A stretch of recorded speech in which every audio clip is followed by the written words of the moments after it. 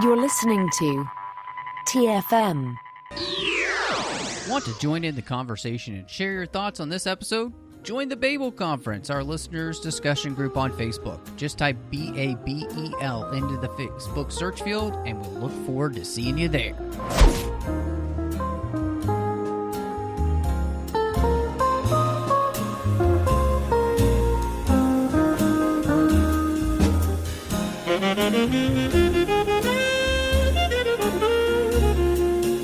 Hello and welcome to TFM's local watering hole for all of those franchises that we love. I am just one of your hosts, Matthew Rushing, and with me, as she is all the time, the one, the only spice-influenced Christy Morris. In fact, I think you might just call yourself a spice girl? Maybe. A spice grinder? I don't know what that means, but let's not pursue that. Okay, I'm done. Oh, goodness. Yeah, I mean, I wonder if the Spice Girls were big on Arrakis. Oh, maybe. That's probably where they're from. Yeah, it makes a lot of sense. But they clearly weren't Fremen, no blue eyes. No, exactly. Before we get into the weeds here, you can find us all over the place on social media under the 602 Club, at the 602 Club on X. We're at the 602 Club TFM on Instagram. You can find the entire network on Facebook at facebook.com/TrekFM, as well as the Babel Conference, where you can check out everything that we're doing here, plus talk to listeners from all over the world. You can also find us online at trek.fm and go over to Patreon at patreon.com/TrekFM. Become part of the team and make sure that all the things we are doing keep coming to you and help us to be able to continue to do more. So, Christy, we are back in the world of Dune. This movie has been delayed a few times, of course, with the strike that happened and all sorts of stuff, but we're finally getting it. Both of us, I think, loved, if I remember correctly, absolutely loved the first movie. And so coming into this one, I was really interested, before we just kind of dive into anything else, I mean, was this your most anticipated movie of the year? Ooh. Maybe it's tied with Deadpool and Wolverine. I'm also excited about that. Yeah, that's another, obviously another huge movie that is coming out this year. So, I think I don't, because they moved the Mission Impossible film, I think that for me, this probably was my most anticipated movie of the year. And, I think when we talked about the original Dune Part One there, that, I've read all of the Dune books. I've read the original Dune multiple times. I've read, Dune Messiah a couple of times as well. This is a story in a universe that I absolutely love being in and love reading, and I will continue, I'm sure, to reread, especially the original Dune, many times throughout the rest of my life. But yes, for me, I don't think there's a movie that I was more excited about than this one, and mainly because, and people can go back and listen to the episode on Dune Part 1, but, I would legit say it's one of the absolute best movies that I have seen in probably, the last 10 to 15 years. And I would also say it's just legitimately one of the most incredible theatrical experiences that I'd had, where, it's been a long time since I've really felt like I was in a movie and just completely bought everything that was happening in that world and never questioned anything. Mm-hmm. And so, did you feel the same way about the original?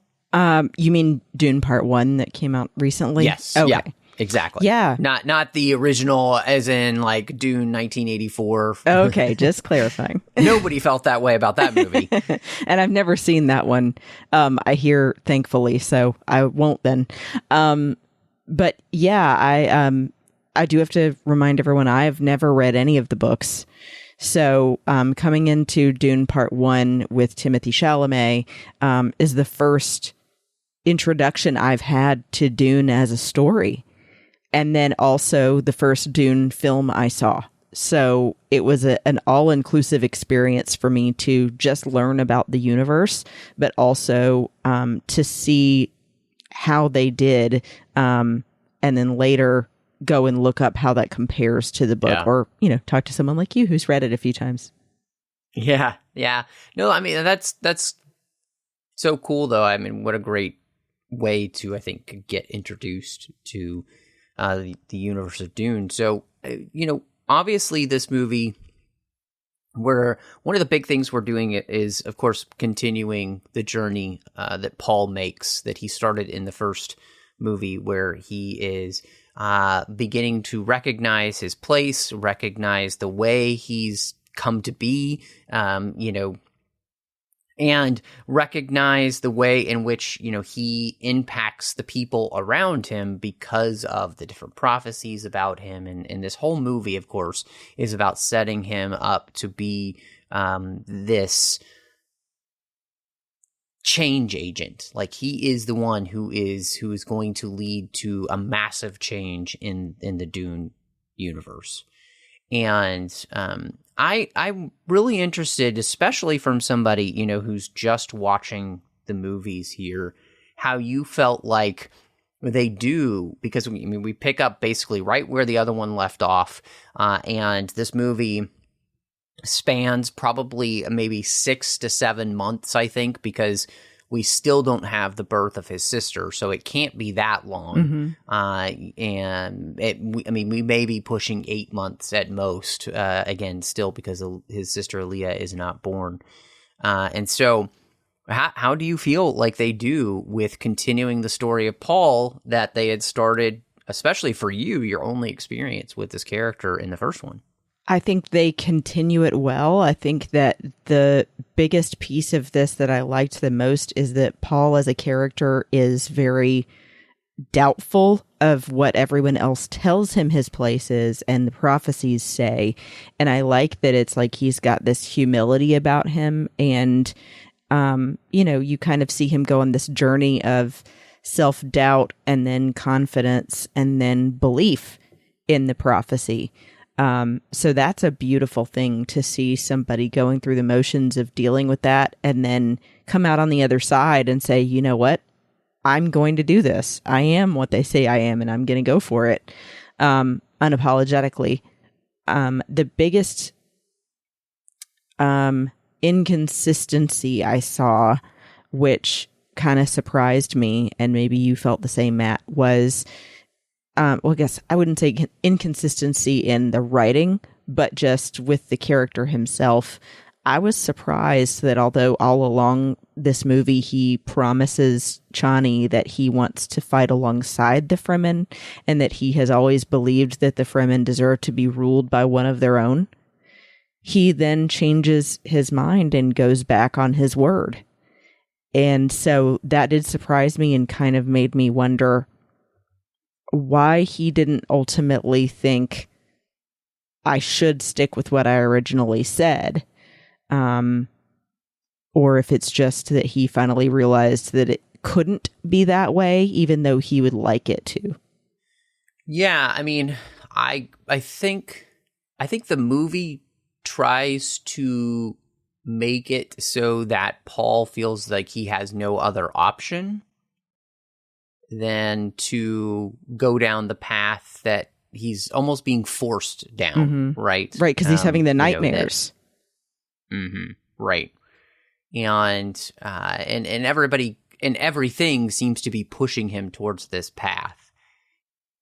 I think it's interesting because I guess for someone who probably doesn't have any experience with the universe or know anything about the world other than what they're seeing in the movie, I think it's maybe easier to buy. You can find a way to rationalize it. But I think the difficult thing for me in this with Paul's journey is that the book is, and I'm going to say this many, many times throughout this podcast, but it is so much more nuanced in its discussion and understanding of its characters and their story. And I think the specifically here with the journey for Paul, in the book, he kind of comes into his own, and he's never skeptical of his role. I think he's more willing, especially in the book, to accept his role. But the choices that he makes are always his own. He's never being forced to make a choice. He's always making a choice because he wants to make the choice. And in fact, even him choosing to take, in the book, it's not the water of life, but it's a more pure essence of spice that he takes. And it does basically the same thing for him. It ends up opening his mind and creates, the Kwisatz Haderach in him, becoming the mind that the Jesuit Reverend Mothers have been working for, but a whole generation early. And so, Paul, in many ways, becomes this linchpin in a series of events of people choosing to do things for reasons based off of love. He is linked with his mother, of course, who gives Leto a son when she was only supposed to give him a daughter, but she does it because she's in love with him. And then Paul's choice to open up his mind is to be able to finally put together the visions because he wants to protect the people that he loves. Mm-hmm. And so... whether it's his mother, it's Chani, this is something we'll get into later, but there's a part of the book where they actually had a child together that's killed in a raid. And so Paul's choice to open up his mind completely and become this character is because he wants to protect the people that he loves by being able to see as much as he can see. Mm-hmm. And so it's not him going back on his word, basically. Exactly. It's realizing that he's the best person to do the job. Yeah, he's the only person that can do the job. I mean, he is in some ways the fulfillment of everything the Bene Gesserit had been working for, and everything that these prophecies talk about and all. And in that way, it's a very nuanced thing, but it's not a complete. Paul is different in the end because he is the one who can do all of these things, but he's under nobody's control. That's the whole thing. This whole movie kind of makes it about being under people's control, whether it's for political purposes or religious purposes or all these things. And the whole movie seems to be about fighting against this idea of being under anybody else's control. And yet the book clearly gives us a character in Paul who is making the decisions for his own, and in that way, because he does that, takes himself out of control of anyone, and then allows the path to be set for the universe to be righted. Now, that is the whole other discussion, and we don't have time, honestly, on this podcast to get into it, but that's what makes this so fascinating, is a lot of the things that the movie is kind of preaching against or whatever, I think it undercuts, because if they had just done the book and showed the storyline of Paul and what he actually is able to do because of the choices that he makes, not because of choices he's forced into making, it actually does the very thing that, I guess in many ways that Chani's so worried about in this movie, right? Which is, the fact that he's being controlled. The prophecy is controlling people. Well, in the end, Paul breaks it all, basically, because he becomes the thing, yes, but under the control of no one. And so with Paul's journey here, I think it is really interesting. And yet I think it kind of ultimately fails to live up to the potential that it had if they had just stuck to the source material. And it's frustrating. And of course, anytime you're adapting a book, it's always difficult, especially one of this magnitude. I mean, Dune is a very complicated story. And yet I don't think that by them choosing to do their own thing, they've made the right choice. It reminds me of Peter Jackson in Lord of the Rings talking about that almost every time that they were really deviating, and he there's some places where they had thought about kind of making some major deviations from Tolkien. They realized that Tolkien knew what he was doing, and they always went back to Tolkien. They always got closer to Tolkien, and they said many, many times, the closer we got to Tolkien, the better it was most of the time for our story, because it was the better story. And I think this movie, to me, is kind of proof positive that almost always that's the case, especially when you're adapting something this beloved, this well-known, and I think, a story that's this well done in general. So that's a really long-winded answer as to why I think Paul's journey is interesting, but I think it ultimately kind of fails him as a character because it makes him less interesting. It gives him, it makes him a pawn. And in the book, Paul becomes no one's pawn, which I think is truly fascinating and a much better story than one where you end up with this character at the end who has kind of been pushed into making all of these decisions. And in doing so, I think comes off as a less interesting, a less nuanced, and a less dynamic character. Paul becomes, I think, kind of flat in some ways by the end of the movie, if you ask me. So, and I didn't feel that way about him. I just thought that one choice was interesting. I did really enjoy getting to see all of the things that he does that prove the prophecy to be true, like learning how to ride the sandworm for the first time, and passing all these tests that they say, like with the water of life, no man has ever done before and survived. So those things were really cool, and like the religious pieces of it. And his relationship growing naturally and slowly with Chani, I thought was really beautiful. That they really start as acquaintances that learn to trust each other, and then friends, and then fall in love. And I thought that was a beautiful story. Yeah, I mean, I think it's definitely a great time because the other side of this coin for this film specifically is Chani. And I think in many ways changing Chani, because she is a completely different character from that which she is in the books. And I do agree with you. I think that the beginning of the movie and the storyline that they tell with them slowly falling in love was very interesting. And I thought they did a pretty okay job of that. I think one of the things, and I wanted to ask you about this, she says that she loves Paul, but what I see in this relationship, especially as portrayed in the film, one of the things I see is that her love is very conditional. And I find that to be kind of sus. Because it's like, is that really love? If your love for somebody is so conditional and you're basically saying that they have to do all of these things for you to love them, I mean, I don't think that's really considered love, right? Yeah, I mean, I get what you're saying, because basically when she says, as long as you stay who you are, or,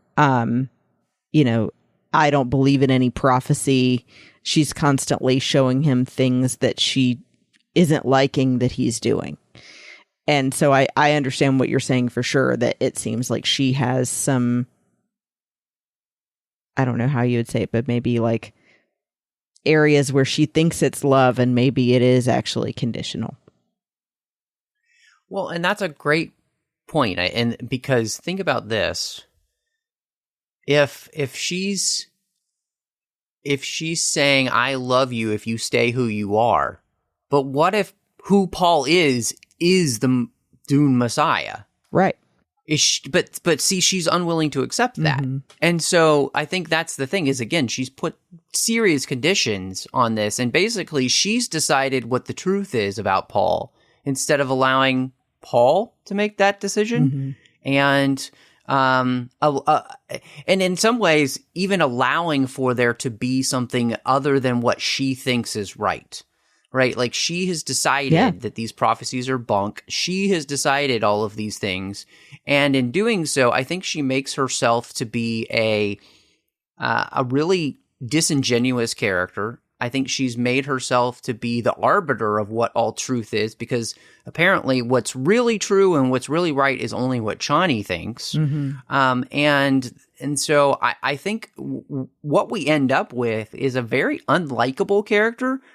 I think, you know, they're trying to expand her role, and they're trying to give her more agency,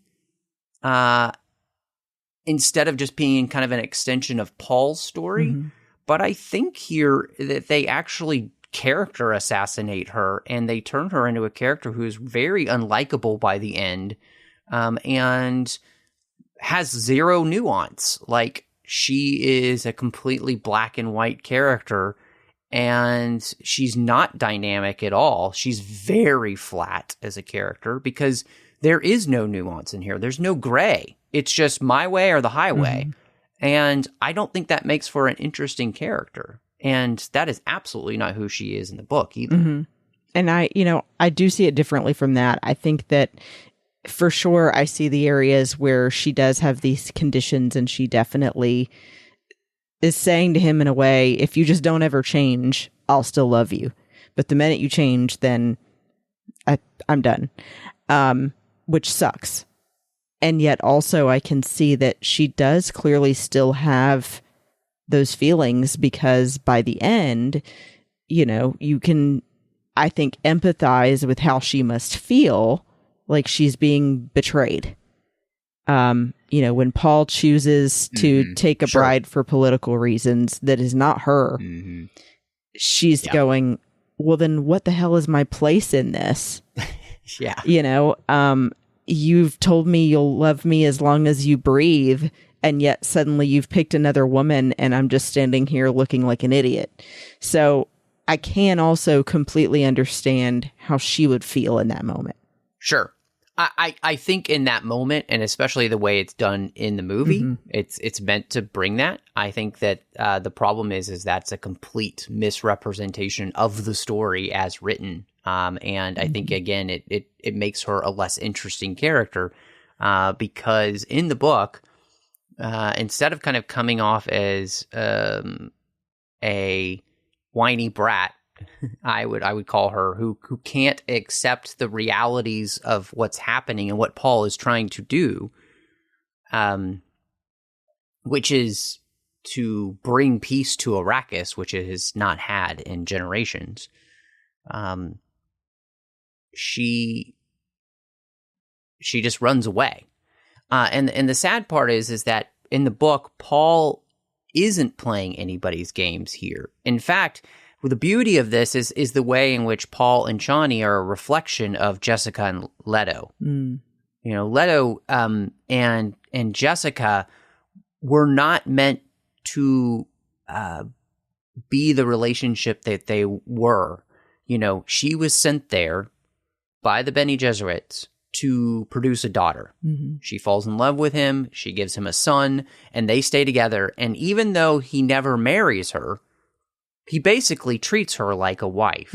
And he never, and the reason he didn't do that is because he's looking for political calculations for marriage, right? Being, you know, it's the fiefdom game of like, you know, you marry another lord's daughter and the two kingdoms have peace. Exactly. So all of that. But so what's so interesting is that by Paul in the book then choosing to marry Irulan, but he ends up keeping Chani as his concubine, right?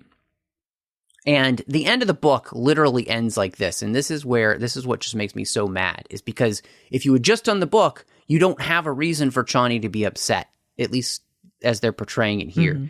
And he says this, he says, "I swear to you now," he whispered, "that you will need no title.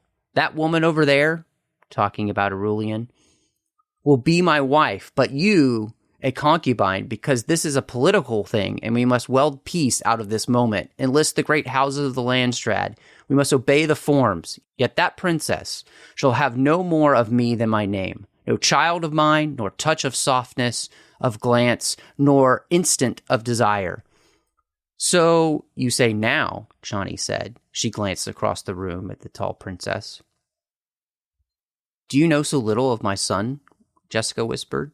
See that princess standing over there, so haughty and confident? They say she has pretensions of literary nature. Let us hope she finds solace in such things. She'll have little else. A bitter laugh escaped Jessica. Think on it, Chani.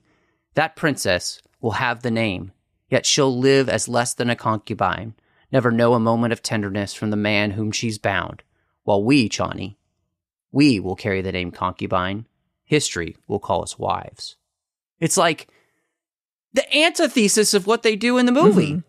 It's like, and so it just makes me so mad because they are actually, I think, really hurting those two characters. And again, it makes them so much less nuanced. Yes, what's happening with to Chani and in this situation can't feel great in this moment, but at the same time, Paul truly does love her and is choosing her over everything else and is doing exactly what in the end, like his father did, which was he's choosing love. But at the same time, he's also able to create peace here for Dune. And it really bothers me that they've made this choice in the movie because I think it hurts both of the characters and it hurts the entire story, especially, and we'll talk about this later, moving forward. I don't know what you do moving forward because you've irreparably messed up this story now. Yeah, and obviously I wouldn't have known that part of it because I haven't read the books. So I'm glad that you shared that. So basically they have rewritten a big portion of how the story unfolds. Yeah. I wouldn't say irreparably because maybe the way that it's left with her could still be turned around. Maybe she does decide to come back and, this is just a cliffhanger to leave everyone in limbo. But I did want to add that piece to just talk about where the film's version leaves that. With Chani, it seems like hell hath no fury like a woman scorn, and she's about to go and start a rebellion against him.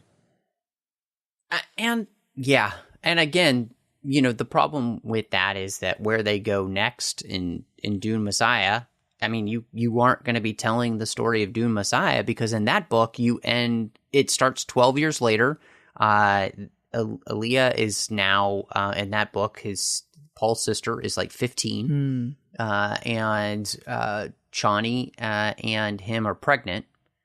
And spoiler alert, I don't know if you really want to know this yet, if you ever want to read them, but like they end up having 2 kids and she dies in childbirth, basically. And so because of a bunch of things that happen behind the scenes. So I won't spoil that for everyone. But so yeah, they've completely destroyed what you would do in that next story because there's a big time jump. And so now it's like the story you're going to be telling is not going to have really anything to do with the story as told. And so I think, I don't know. I don't know what they do, but I'm honestly not really that interested in watching them make up a story when there was a perfectly good story for them to follow. Yeah, and I guess I'll say my theory at the moment, after knowing what you've described as from the book, hopefully they're going to just use this as a marketing ploy to get people to see the next movie to find out, and turn it back around, because it seems like the other big points are generally following the story from the books, from what you've said. Yeah, sort of. We could talk about some of them in a minute because I don't want to get too far off. Sure. Because real quickly, I just have to point out too, the other thing that really doesn't ever seem to be mentioned in either of the movies is the fact that Chani is actually the daughter of Kynes, the planetologist that we met in the first movie. And I think they kind of completely forget that in some ways. In the book, it's really important because the character of Kynes, who in the book is a man, and in the movie, of course, is a woman, but they didn't really change her character all that much. But that planetologist has been working and looking forward to the vision of Arrakis and trying to find ways to turn it into the very thing that Paul has been prophesied to do, right? Which is to turn it into this green garden.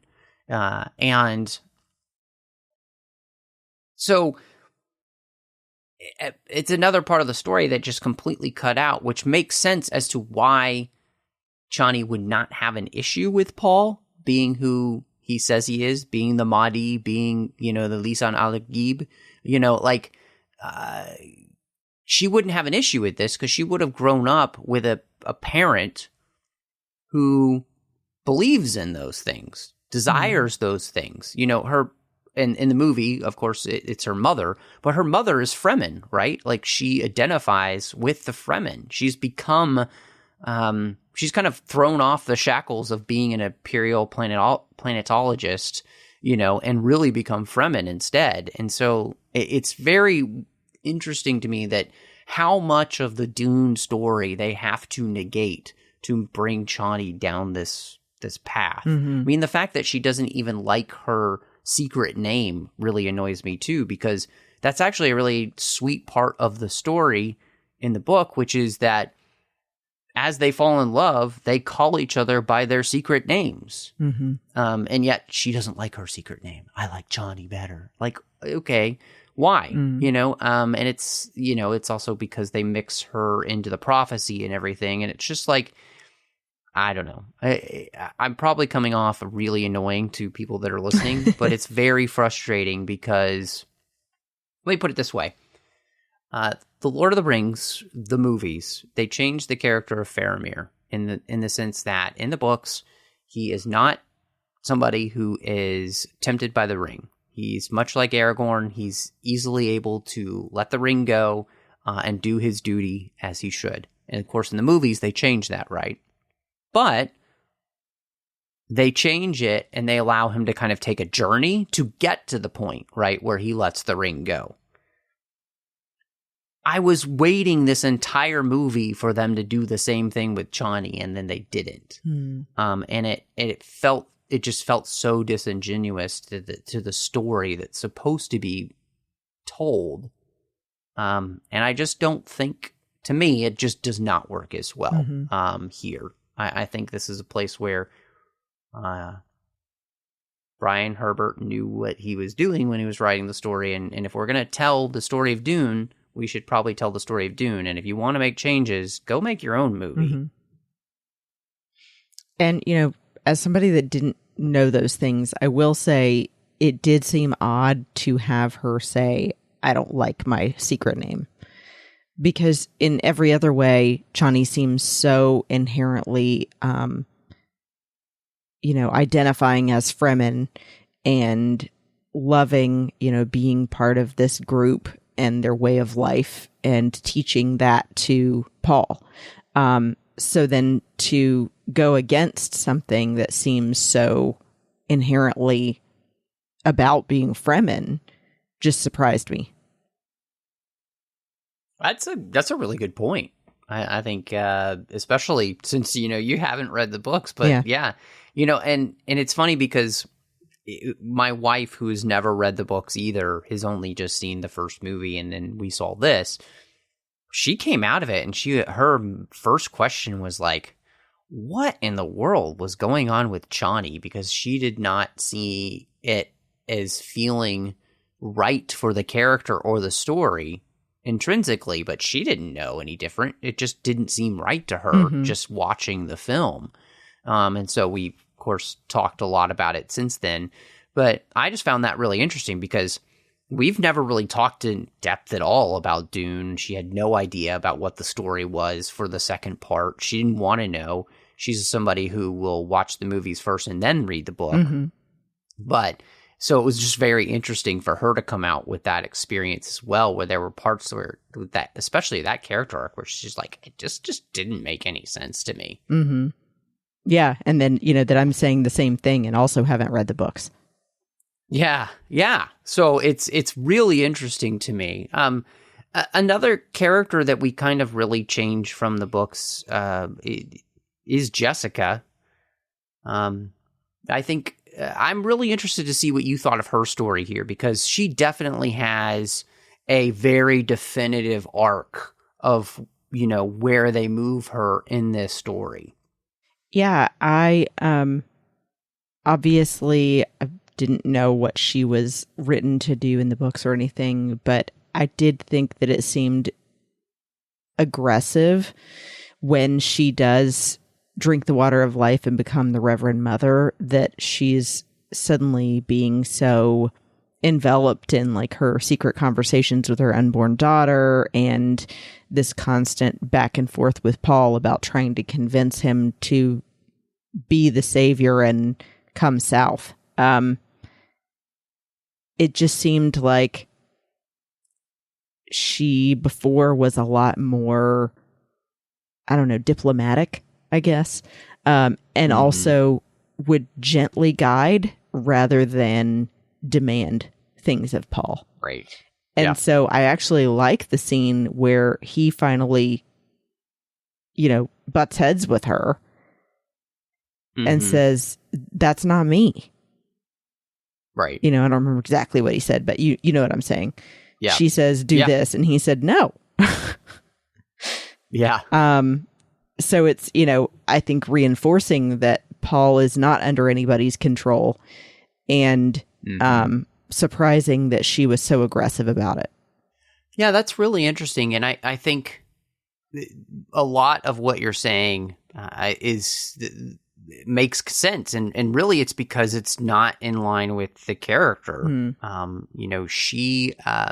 This is another place. So in the book, Jessica's not forced to become a Reverend Mother or they'll kill her. She chooses to become the Reverend Mother there to integrate herself into the siege because the Reverend Mother they have is dying. Mm-hmm. So she, again, it's all about her getting to make the choice there. And I think what I don't understand is why we keep forcing people to make decisions in this movie. It's almost like the whole movie just wants to be a story in which it's almost like the movie is trying to say that power structures always force people into making decisions that they don't want to make. Mm-hmm. And I don't understand that because that is so not nuanced for the way the book deals with things. And so what's interesting is too, she's not there trying to manipulate people the whole time and basically coerce people into believing into her son, right? She doesn't have to do that. Mm-hmm.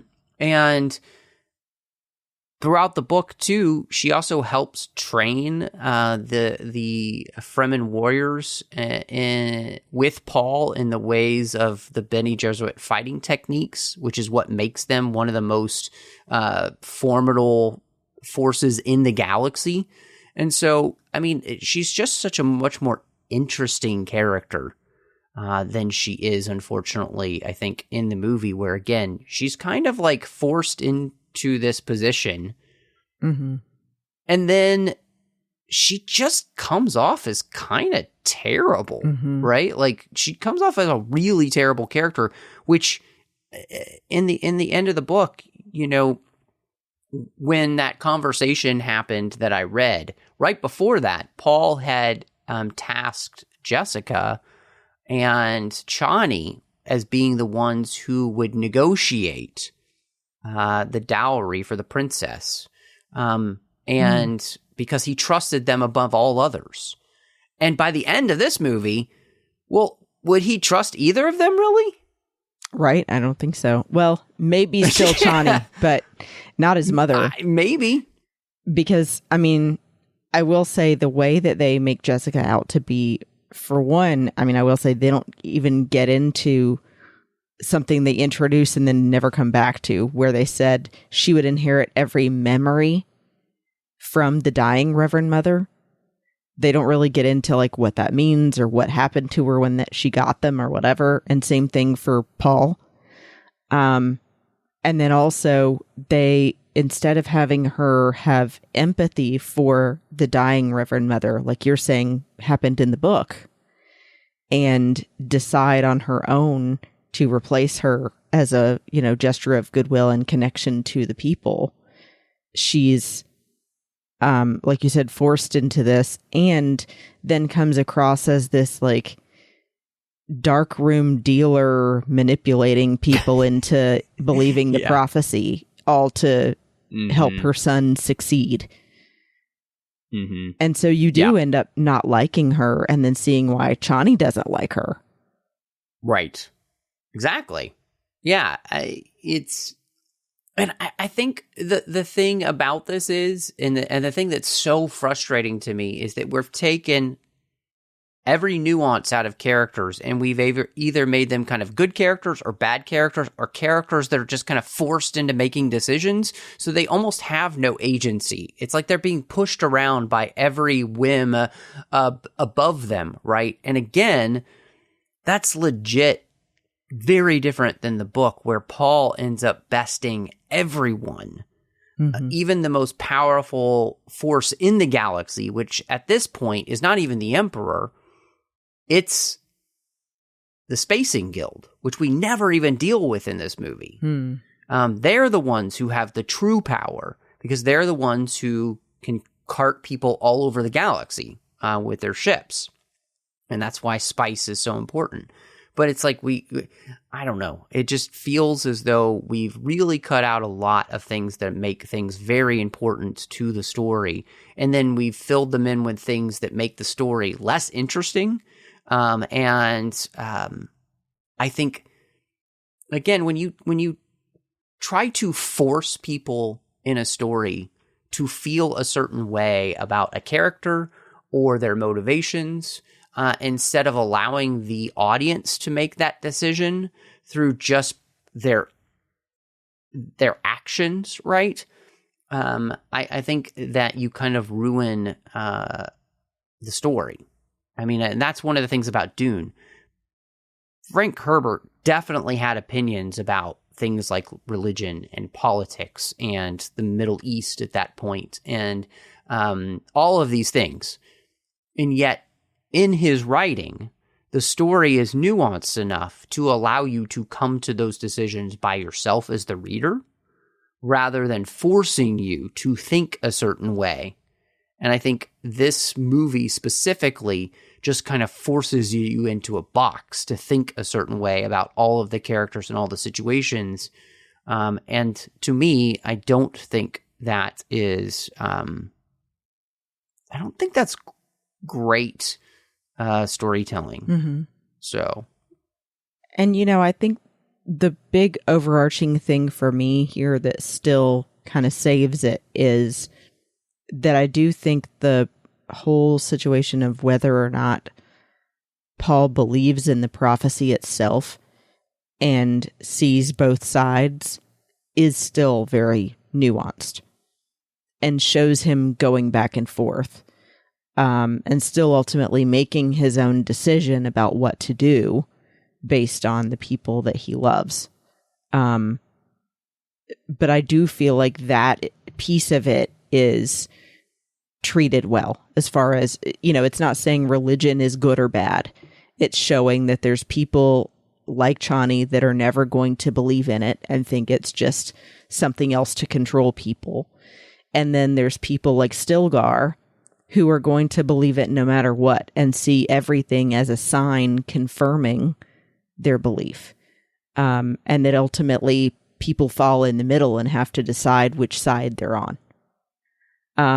And I kind of wondered if the statement by the Bene Gesserit in the end that says there are no sides is also kind of referencing that.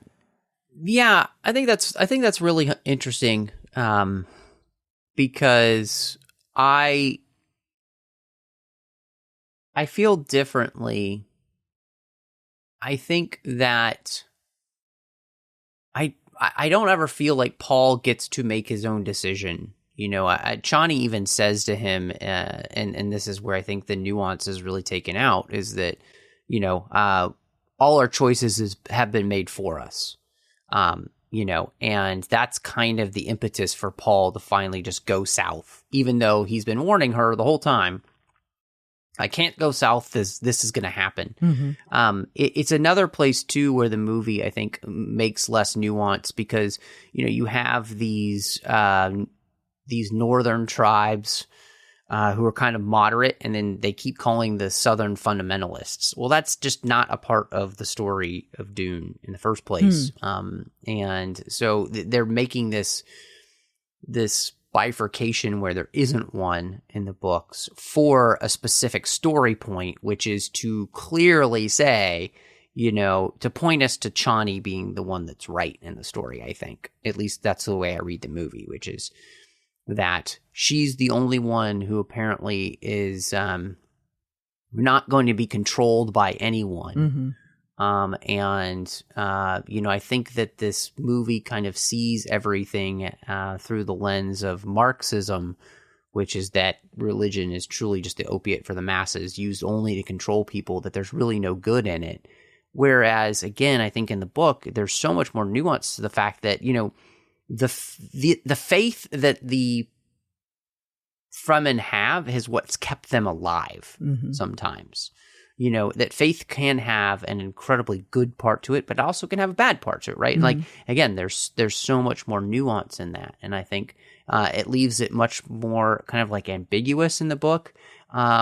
It's definitely pointing towards the way in which religion can control, but I think it just allows you to be able to make those decisions. And so I just, you know, I love the way the book ends with Paul besting the Spacing Guild. And, you know, I think in truth that puts Paul at the pinnacle of power, right? Which that's the scary part, is what happens when you give somebody ultimate power. Mm-hmm. And that's what the rest of the Dune books play out. You know, what happens with the people who come after him? Yes, Paul might be a good leader and the one who can help us find a better future, but what happens after Paul, right? And so those are the questions we're meant to ask, and yet I don't think we really have any of those questions in mind, because this movie seems to have made the decision for us, I think, which is that, yeah, nothing here that happened is good. Even Paul coming to power, not good, because he did it for all the wrong reasons and chose power. And it's like, what does Chani want him to do? I think that's the other thing in this movie that there's no answer to. It's like she's just mad because Paul has to make this choice, but what other choice is there for Dune? You know, like there is no other choice. And that's the other frustrating part. It's like she's just trying to walk this high road, but her high road doesn't actually have any answers. It's just anger. The fact that, you know, what she wanted to have happen didn't happen, which again, it's where it's like, I feel like she kind of comes off as a spoiled brat, and it's like, well, that's not nuanced. I don't get it. So, and you know, I will say though, I think the way in the movie that Princess Irulan is done is really interesting, because she is so informed about how politics work, and actually suggests the best course of action to her father, who's been around a lot longer and as emperor. Right. And he even says, you know, like, you're wise beyond your years. And so I thought that was really interesting, that she is young and she's just a princess to the emperor, but she's seeing how things would play out, good or bad. And then she's informing everyone else. So clearly also, I think she would be a good strategy for Paul to pair up with because they both have that strategic way of thinking. No, I 100% agree with you. I think Florence Pugh is such an interesting choice as Irulan because she is not the picture in the book. She's very tall and like kind of starkly beautiful. Like she's very blonde and like, and so I think they do as well as possible with her look. But I think that the portrayal of the character is actually pretty good. And I think Florence Pugh does a great job in that. And I really enjoyed her performance. And honestly, everybody in this movie is great performance-wise. I don't think anybody's giving a bad performance, but that was a great choice. I think she did a good job. And that's an incredibly interesting part of the book is her character, because in the book, most chapters start with a quote from her history of the Muad'Dib. And so she becomes the official historian of Paul in the end, and ends up shaping his persona. And so, well, that's cool. Yeah, I mean, so I thought she did a great job there. What did you think of, we saw, I think, did you see Elvis? No, I still haven't seen it. Okay. So Austin Butler is known for that, of course, playing Elvis. He's also in the new show on Apple Plus, which is called Masters of the Air, which is phenomenal. What did you think of him as Fade Rotha? I didn't know what to think at first. It's definitely creepy, and I look forward to hearing how this compares to the character in the book. But I think as a performance, he does so well. I think they succeed in making him appear very psychotic, and yet also a great match when the Bene Gesserit that's younger is talking about what she's learned about him, and that he's motivated either by humiliation or power, and that he is basically easy. She's like, he can be easily manipulated, let's put it that way. But that he is powerful. And I think that he definitely is a worthy adversary for Paul to face. But he's so interesting on his own. I also was really curious about the choices for, and maybe this was also in the book, but particularly everyone that was part of Harkonnen's planet having, no hair, completely pasty white, and then black clothing. And then even Fade Rotha having black stuff in his mouth. Yeah. Do you know why they did that? I don't remember in the book everybody being bald. I think they just made that as a choice, that this is an incredibly stark planet, one that's been mined to death. And so, they look like death. And yeah, basically. And, this is not part of the book either, but them having basically like a black sun, a sun that creates that black and white effect. All of that was stuff that they just did for the movie to, I think, emphasize the evilness of the Harkonnen Empire, and what they had done to their own planet. And so I thought Austin Butler was fantastic. His portrayal there is pretty much spot on for the book, this incredibly awful character, right? And like you said, one who has many vices, but in those vices, he can be controlled. He is known in the books as being the pretty Harkonnen. He's much better looking than Rabba, which of course he is here too. And the smart one as well. He's very cunning, whereas Rabba is also just kind of the beast. That's what they call him. Dave Bautista. So, yeah, yes, exactly. And so I think they did a great job with the casting here, and I think he did a really good job. So, I loved the choice of having Christopher Walken, be Shaddam for the Padishah Emperor, because he has such a strength and frailty to him all at the same time, which is really where this character is at this point. And I thought he was wonderful. He did a very good job. And so, again, casting here and performances, there's nothing about this movie I have a problem with on that front. I think everybody gives incredible performances. Mm-hmm. I mean, they're all at the top of their game. And Stellan Skarsgård as the Baron was also great. I think that you're absolutely right. I think all the choices were good, and it doesn't feel like an overwhelmingly large cast either. So I like that there's a lot more individual time spent on just a few main characters rather than a ton of people, and they're all A-listers. Yeah. Which it should, because this movie is also almost 3 hours long. So, yeah. But, there's movies that just draw things out for no reason, and there's movies that justify the length, and I think this one is justified. Yeah, and I mean, I think at the same time, like Léa Seydoux playing Margaret Fenring, and they changed that story a little bit in the sense that she has a husband who's the Count, who's a big part of the story. He's not in it,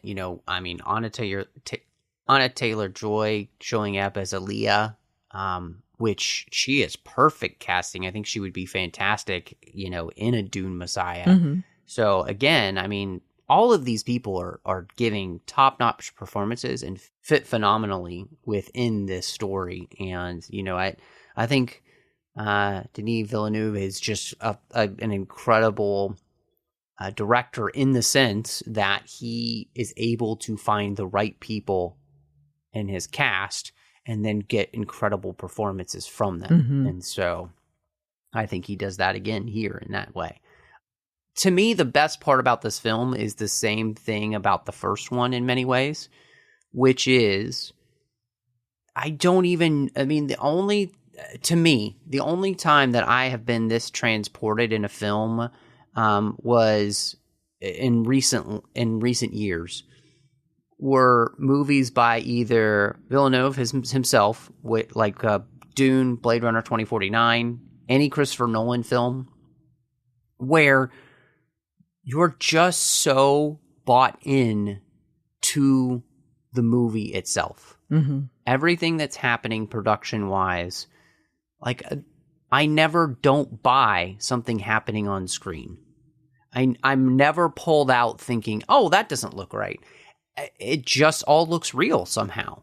And I think that's one of the biggest things that this movie does, and it goes to show that what it means to truly craft a film from start to finish and leave you just kind of like breathless. Whether or not I love the movie for the way they do the story and everything else about this movie is perfect, I think, when it comes to the production value, seeing the sandworms,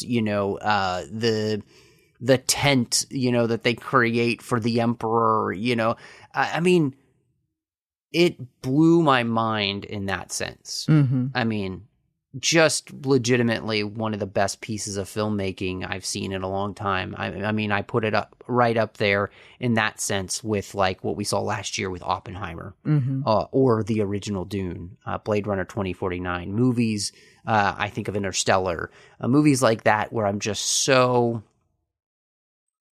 I get so lost in the world mm-hmm. that when I come back to, it's like, whoa, Right. You leave and you feel like you've had an experience, is what you would say. Yes. Yeah. Yes, absolutely. Yeah. Absolutely. And I agree with you here. I think that there were a lot of pieces that had to come together the right way to make that work for this. And clearly, having Villeneuve, having Hans Zimmer back to do the score, and also having the right cinematography and effects people. I think that, clearly they had a good idea in bringing Greig Fraser, who also worked on The Batman and on Rogue One. which I can tell is probably also why you like this. Yes. He's so good. Yeah. And then, I was even watching some behind the scenes coverage talking about the effects and how much they cared about practical effects wherever possible and doing as little later and in post as possible. Even down to the sandworms, they did things to try and cause the motion under the ground so that they wouldn't have to create it later on screen. And so I love that there were these elements that really tried to make everything authentic and immersive. Yep. And because, we've talked about before, you can tell when there's bad effects for sure. And this movie, it was designed to be seen either in IMAX or in Dolby.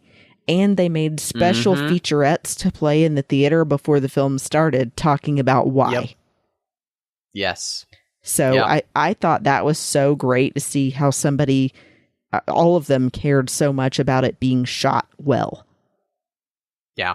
And then I just wanted to talk about too the other elements of the movie that we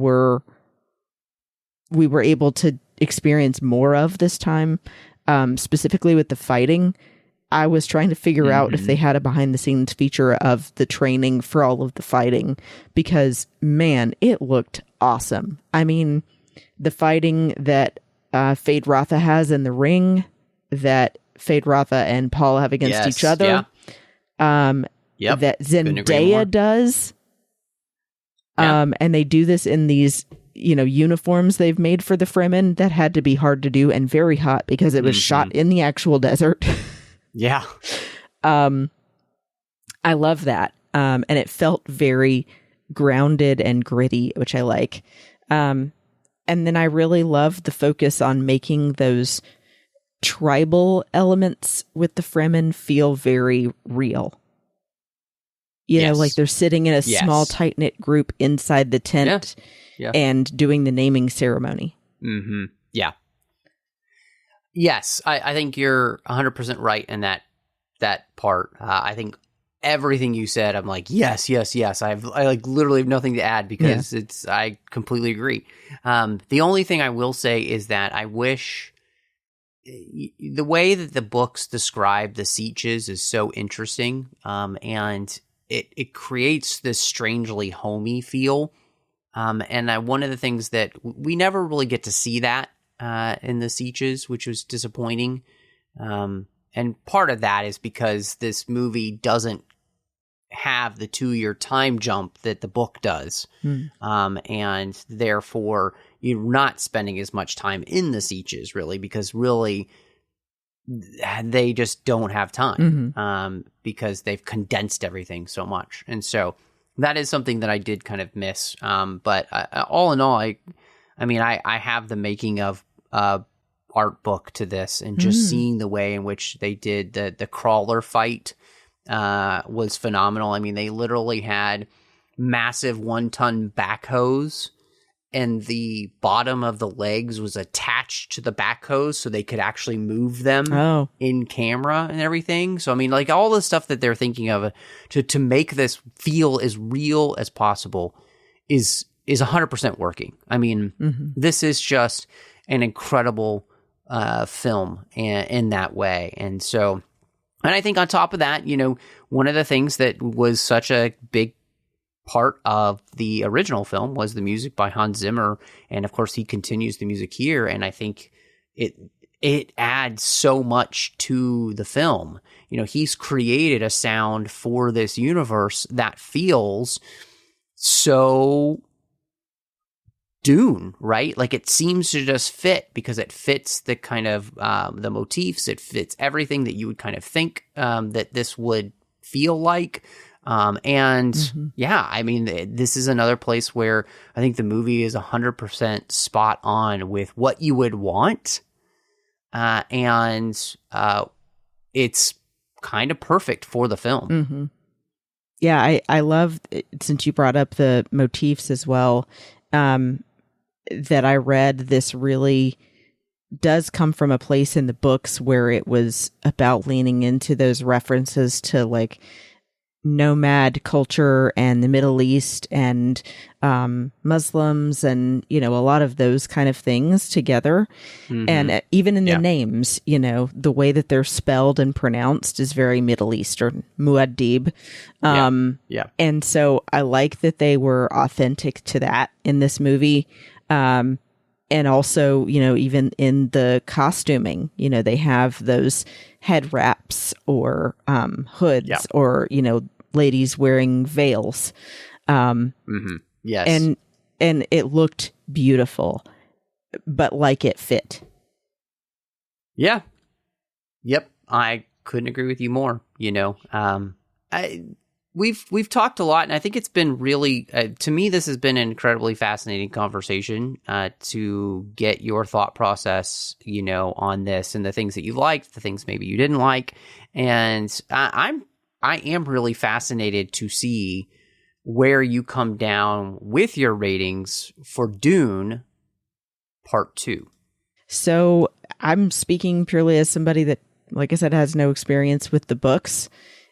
It still had so much that blew me away, and that sometimes I even liked better than the first movie. And especially things like riding the sandworms now with your hooks. I mean, come on, give me one. I want to go out and do that. Let's wrangle some sandworms. And, I think that, like I said, that now I would love to do costuming even to look like Fremen at DragonCon. So I really enjoyed it. And I think that those inconsistencies in the story, I would forgive some just because of all the other things that work, like the visuals and the music and the setting. I just enjoyed it so much, and I saw it in Dolby, and it was so impressive. So I give it a 4.5 out of 5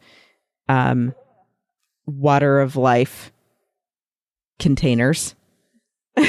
Nice. Because that stuff looked so cool. It was like blue Kool-Aid. Yeah, they did a great job with that, I thought. Yeah, I was impressed. I would go see it again. I would like to convince my husband to go see it with me. Yeah, I had so much fun. Yeah, I think everybody can tell with this that I'm not happy with the choices that they made in many of the story elements. I think they made a lot of missteps here, and I think that it's unfortunate because it really, to me, it hurts not only this movie, I think, but it hurts what you would do coming up, because you've so altered this story that I'm not really sure where you go next. And where it seems you're going to go is in a way that's going to maybe just kind of be making up it more as you go again. And that's really disappointing. And this comes from a place of being somebody who absolutely loves this story. I love Dune. I love the universe.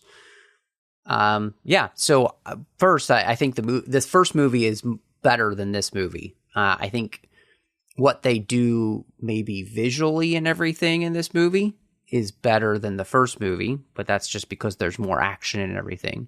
But I struggled with this because the awe-inspiring nature of the production and the film itself is incredible. But the story is really hurt for me. So I got to give this 3.5 out of 5 worm signs. I can't tell you how much I wanted to love this movie. I can't tell you how much I wanted this to just be another 5-star epic. But what this has actually left me with, unfortunately, is wanting somebody to create a Game of Thrones level television show where you can legitimately do the book in the detail it kind of deserves to be done in. And I think that would be the thing that maybe the story would be most benefited by. The sad part is, though, I also just think that this movie could have been so much better if they had just stuck to the source material. And allowed the source material to do what it did in the book, which I think it would have done in the film. And I just don't like when we pretend like we know better than the original creators of things, and try to do our own thing. So it just bothered me. But in the end, I mean, it's still very cool. I think visually it's very cool.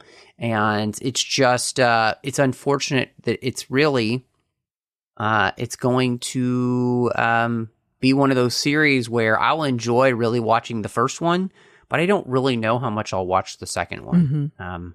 So, which is really frustrating to me. So it's kind of like, if, any series, it's like, you hate when you get to later parts of the series and you're like, I don't really want to watch that one. So anyway. Well, at least you got Christy, the souvenir popcorn bucket. This is true. There you go. That's really all that matters. If people wanted to catch up with you, though, and see what else is going on for you, where would they find you? You can find me on Instagram, X, and Letterboxd at Bespin Bell, and I will upload some more things on Letterboxd. And, of course, you can look at my finished podcast that I had with my friends Amanda and Teresa called Sabers and Spells over on the Skywalking Through Neverland network. And what about you? Well, you could find me all over social media under the name Matt Rushing02. Of course, here on the network, outside the 602 Club, you can find me with Literary Treks, The Orb, Warp 5, The Artificial Tango, and Saddle Up. Over on the Nerd Party Network, I'm doing Aggressive Negotiations with John Mills, talking about all things Star Wars. And you can find me talking all things Harry Potter, every single chapter in that series, one chapter at a time, on Owlpost. But thank you so much for joining us. And may your blade chip and shatter. You hear?